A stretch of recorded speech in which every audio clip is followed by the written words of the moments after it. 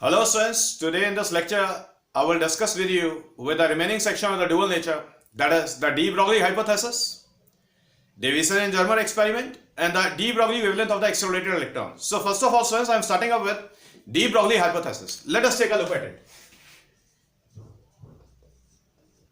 De Broglie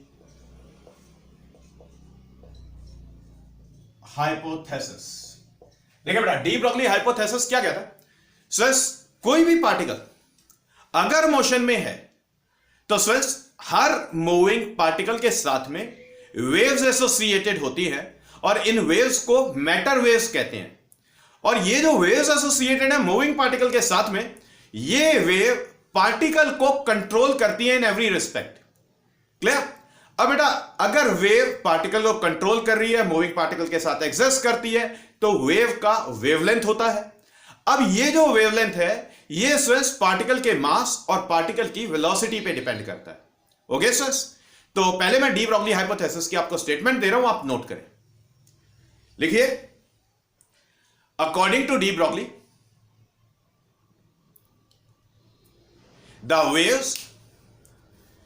the wave is associated with every moving particle and is called matter wave. Full stop. This wave controls the particle in every respect. Full stop. The wavelength of the matter wave is inversely proportional to the mass of the particle and inversely proportional to the velocity of the particle. Okay, so अब बेटा board पर ध्यान से देखिए. Let us suppose say lambda is the de Broglie wavelength of the matter wave which is associated with a moving particle. Thus lambda is found to be inversely proportional to the mass of the particle. Thus lambda is inversely proportional to the velocity of the particle. इन दोनों parameters को fuse करते हैं, so this lambda is inversely proportional to the linear momentum of the particle. बेटा, mass into velocity को linear momentum बोलते हैं. Now to remove this proportionality sign, we have to put the proportionality constant, and the proportionality constant which we are using is h, and this h is called Planck's constant. This h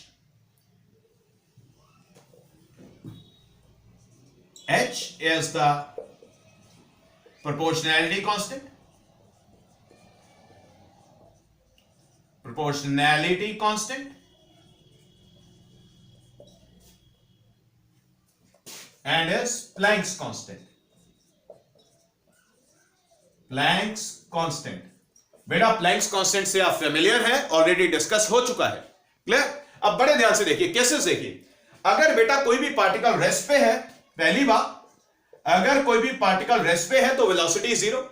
अगर बेटा velocity zero, तो जो wavelength है that becomes infinitely large. Okay, दूसरे number पे, अगर velocity infinitely large होती है पार्टिकल की, तो स्वेस जो लैम्डा है it will be equal to zero, मतलब wavelength will be equal to zero. Got it स्वेस? तो बेटा ये डी ब्रॉगली हाइपोथेसिस है। आप ये कैलकुलेशन एक बार कॉपी कर लें।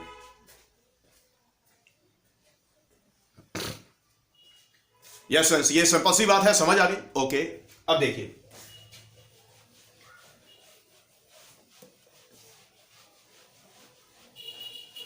स्टूडेंट्स, हमें डी ब्रॉगली वेवलेंथ का एक्सप्रेशन ऑब्टेन करना है for the accelerated electron. Let us suppose say the electron is accelerated by the potential difference say V. बेटा, इलेक्ट्रॉन को जब एक्सेलरेट करते हैं तो हमेशा पोटेंशियल डिफरेंस से एक्सेलरेट किया जाता है। पोटेंशियल डिफरेंस की वजह से इलेक्ट्रिक फील्ड होगा और इलेक्ट्रिक फील्ड इलेक्ट्रॉन के ऊपर फोर्स लगाएगा, फोर्स की वजह से इलेक्ट्रॉन के अंदर एक्सेलरेशन आएगा। समझ गए बात को? एक्सेलरेशन की वजह से इलेक्ट्रॉन का जो वेलोसिटी है वो इंक्रीज होता जाएगा। क्लियर? देखिए, लेट अस सपोज से it is the direction of the electric field and this electric field is due to the applied potential difference से capital V. This capital V is the accelerating potential difference. It is the accelerating potential difference. Clear? मान लेते हैं बेटा कि ये एक reason है जिसके अंदर इलेक्ट्रिक फील्ड एग्जिस्ट कर रहा है और यहां पर ये इलेक्ट्रॉन एंटर करता है इस इलेक्ट्रिक फील्ड के अंदर, तो इलेक्ट्रॉन के ऊपर इलेक्ट्रिक फील्ड फोर्स लगाएगा इस डायरेक्शन में। अब लेट अस सपोज से स्टार्टिंग में इलेक्ट्रॉन का जो वेलोसिटी है दैट वाज से 0। अब इलेक्ट्रॉन स्विंग्स ये वाला पाथ डिस्क्राइब करेगा, और जब इस रीजन को एस्केप करेगा तो इलेक्ट्रॉन का वेलोसिटी लेट अस सपोज से इट बिकम्स से वेक्टर वी। तो दो वी आएंगे, ये स्मॉल वी और capital V. Capital V accelerating potential difference. बात समझ आ गई? क्लियर? तो पहले आप इसे कॉपी करें, D Broglie wavelength, D Broglie wavelength of accelerated electron, de Broglie wavelength of accelerated electron।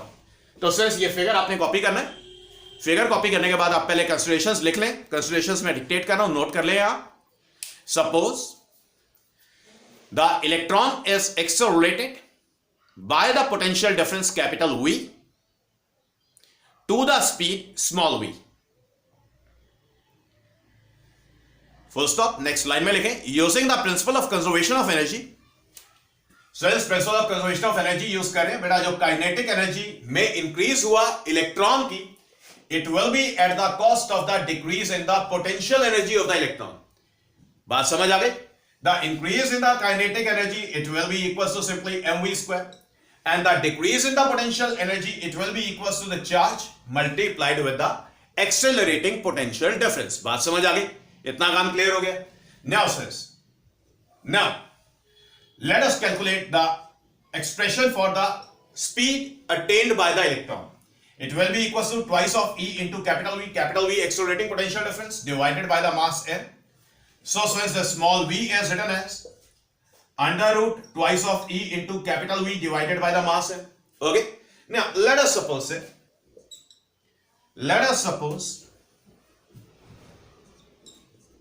that this lambda be the de Broglie wavelength, de Broglie wavelength, okay, of the accelerated electron, of the accelerated electron। now the de Broglie wavelength of the accelerated electron, it is simply written as say h divided by the mass of the electron multiplied with the speed of the electron। got it sis? तो पहले आप इसको copy करें क्योंकि मुझे white board को wipe off करना होगा।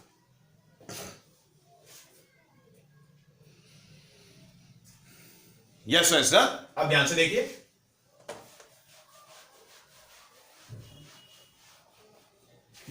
अब ध्यान से देखिए।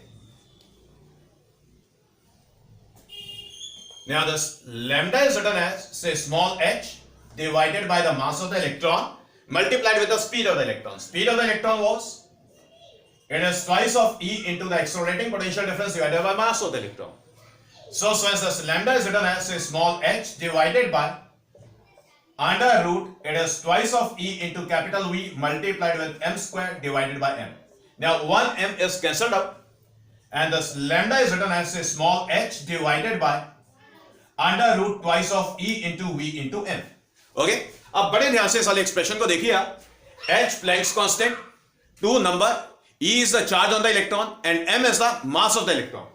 so h का value it is 6.6 into 10 raised to power minus 34 joule second. E charge on the electron, it is 1.6 into 10 raised to power minus 19 coulomb, and m mass of the electron, it is 9.1 into 10 raised to power minus 31 kilogram। Okay sir, बात समझ आ गई? अब ये सारी values जो हम यहां पर प्लेस करते हैं, सारी वैल्यूज यहां पर प्लेस करने के बाद, ये सारी वैल्यूज यहां पर प्लेस करने के बाद हमें मिलेगा this lambda is written as it is 12.27 Armstrong divided by under root V। okay sirs, तो sirs lambda is 12.27 Armstrong divided by under root accelerating potential difference, under root V was the accelerating potential difference। तो sirs electron के अलावा अगर कोई भी charge आ जाए जिसको accelerate किया जाए, आपको डी ब्रॉगली वेवलेंथ कैलकुलेट करना हो तो sirs हमेशा जैसे मैंने डिराइव किया है, ऑब्टेन किया, आपको बिल्कुल ठीक इसी तरीके से कैलकुलेशन डिराइव करनी है स्पीड के लिए। स्पीड को कैलकुलेट करने के लिए kinetic energy equal to potential energy करके डेरिवेशन करना होगा। बात समझ आ गई? आप इसको कॉपी कर लें एक बारी।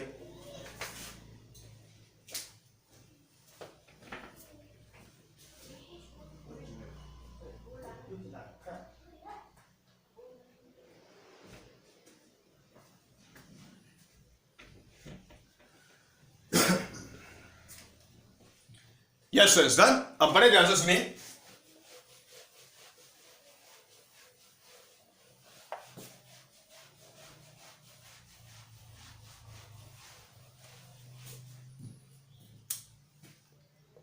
Deviation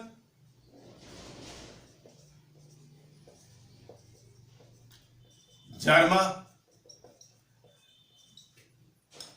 experiment. बेटा डेविसन जर्मर एक्सपेरिमेंट का एम क्या था?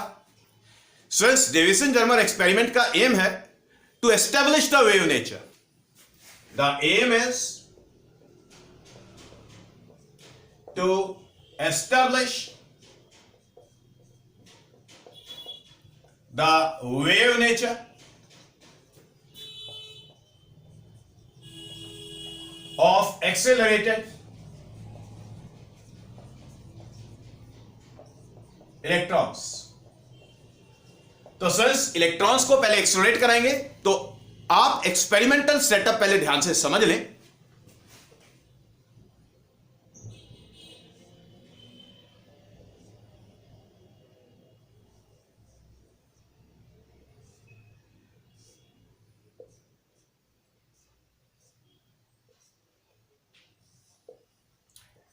बेटा ये फिलामेंट एफ है and this filament F is connected with the low tension battery. Okay, और ये फिलामेंट की हम कोटिंग करते हैं with a material whose work function is very small. समझ आ गई बात? तो फ्रेंड्स अब ये जो फिलामेंट हमने बैटरी से कनेक्ट किया है, तो बैटरी की वजह से सर्किट के अंदर करंट फ्लो करेगा, फिलामेंट के अंदर करंट फ्लो करेगा, करंट की वजह से हीट प्रोड्यूस होगा। जो हीट प्रोड्यूस हुआ है वो स्वेंस वर्क फंक्शन से जब ज्यादा होगा तो ये इलेक्ट्रॉन्स को एमिट करेगा। समझ आ गई बात? तो स्वेंस इसको बोलेंगे सोर्स ऑफ इलेक्ट्रॉन या फिर इलेक्ट्रॉन गन। क्लियर? अब बेटा इस फिलामेंट को एनक्लोज करते हैं विद इन द सिलेंडर से C1। सिलेंडर C1 के अंदर एनक्लोज करेंगे। बेटा इस सिलेंडर के सामने एक और सिलेंडर रखेंगे। बेटा दोनों सिलेंडर के जो पिन होल्स हैं, दोनों सिलेंडर के जो पिन होल्स हैं वो कोएक्सियल होंगे, क्योंकि यहां से इलेक्ट्रॉन्स निकलेंगे। इस रीजन के अंदर इलेक्ट्रॉन्स को एक्सोलेट कराया जाएगा और इलेक्ट्रॉन्स सिलेंडर C2 से जब पास करेंगे तो एक फाइन बीम की फॉर्म में पास करेंगे और फिर ये एक्सिलेटेड इलेक्ट्रॉन्स यहां पर, ये निकल क्रिस्टल है, ये निकल क्रिस्टल है, निकल क्रिस्टल के ऊपर स्ट्राइक करेंगे और डिफरेंट डायरेक्शंस में स्कैटर आउट हो जाएंगे, बिखर जाएंगे। निकल क्रिस्टल के अंदर डिफरेंट एटॉमिक लेयर्स से इलेक्ट्रॉन्स स्कैटर आउट होंगे डिफरेंट डायरेक्शंस में। लेट अस सपोज हमने कोई एक ये डायरेक्शन मार्क की है ऑफ द स्कैटर्ड इलेक्ट्रॉन। सो इस वाले एंगल को बोलेंगे फाई। ये जो फाई है ये स्कैटरिंग एंगल है। क्लियर? मतलब फाई एंगल से इलेक्ट्रॉन स्कैटर आउट हुआ। अब बेटा निकल क्रिस्टल के अराउंड, निकल क्रिस्टल के अराउंड इलेक्ट्रॉन डिटेक्टर डी को एक सर्कुलर फ्रेम पे, एक सर्कुलर स्केल पे रोटेट कराया जाता है। अब ये डिटेक्टर क्या करेगा? ये डिटेक्टर इलेक्ट्रॉन्स की इंटेंसिटी को मेजर करेगा। बात समझ आ गई? अब ध्यान से देखिए बेटा, दोनों सिलेंडर्स के बीच में हमें चाहिए इलेक्ट्रिक फील्ड जो इलेक्ट्रॉन्स को एक्सोलेट करेगा। तो हम यहां पर वेरिएबल पोटेंशियल डिफरेंस लगाने वाले हैं। हम यहां पर वेरिएबल पोटेंशियल डिफरेंस लगाने वाले हैं। देखिए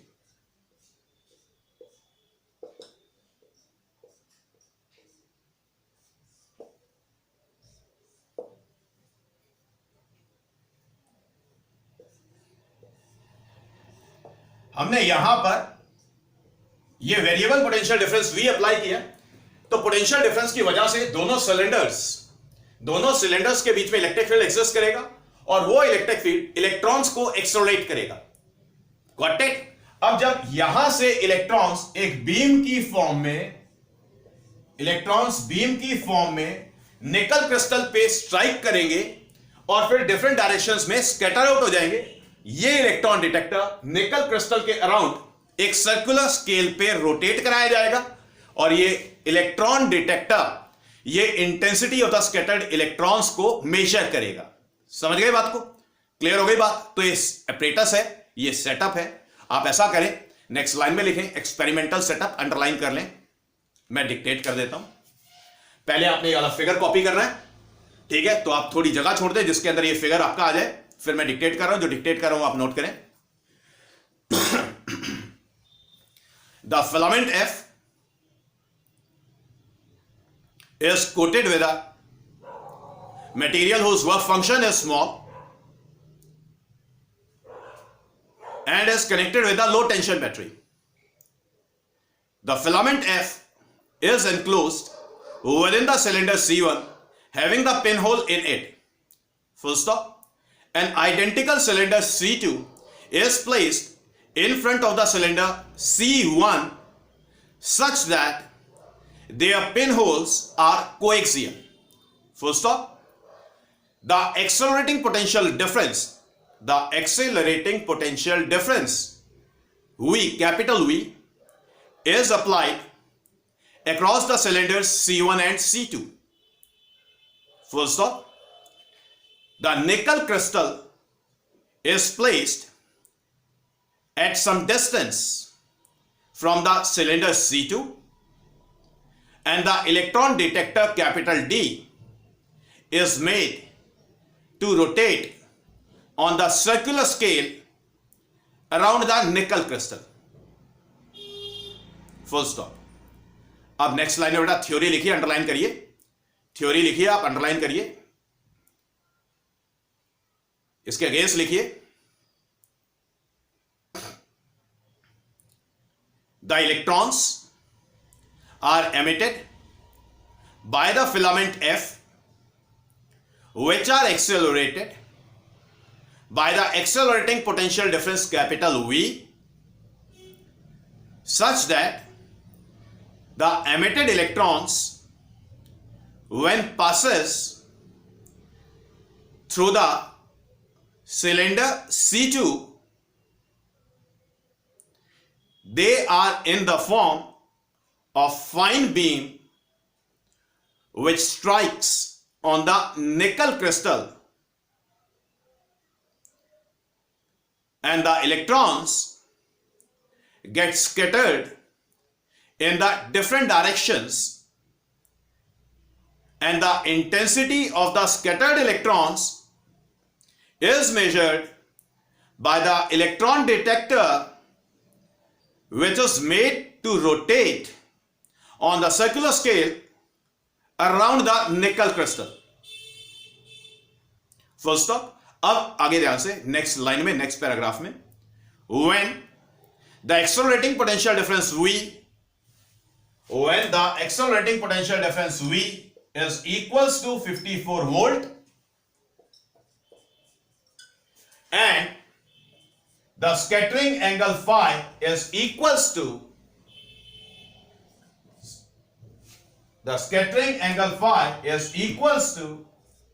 50 degrees, the intensity of the scattered electrons as measured by the electron detector is found to be maximum, and it is due to the constructive interference between them. Okay? Now अब आगे calculations की बात है। Calculations को ध्यान से देखिए बेटा। फाई स्कैटरिंग एंगल है, हम यहां पर ये कोई भी एटॉमिक लेयर पे हमने टेंजेंट ड्रॉ किया है, and let us suppose this angle is theta. अगर ये वाला एंगल थीटा है, फाई स्कैटरिंग एंगल है, तो सिंस ये वाला एंगल भी थीटा होगा। क्लियर?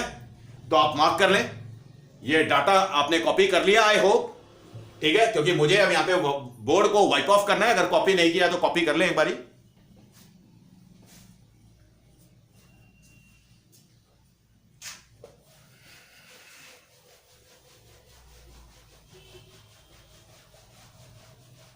यस सर, सब कैलकुलेशंस देखिए।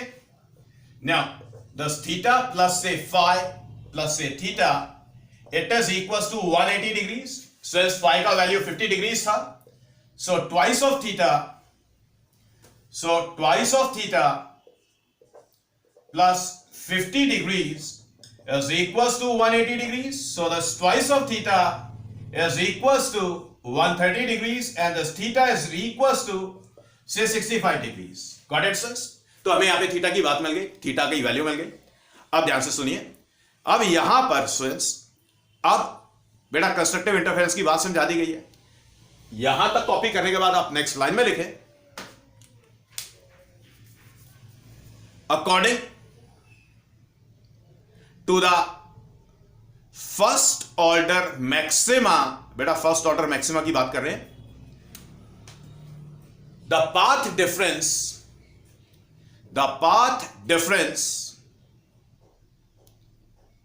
इज गिवन बाय, यहां पे कॉपी करें, 2d sin theta is equals to n lambda.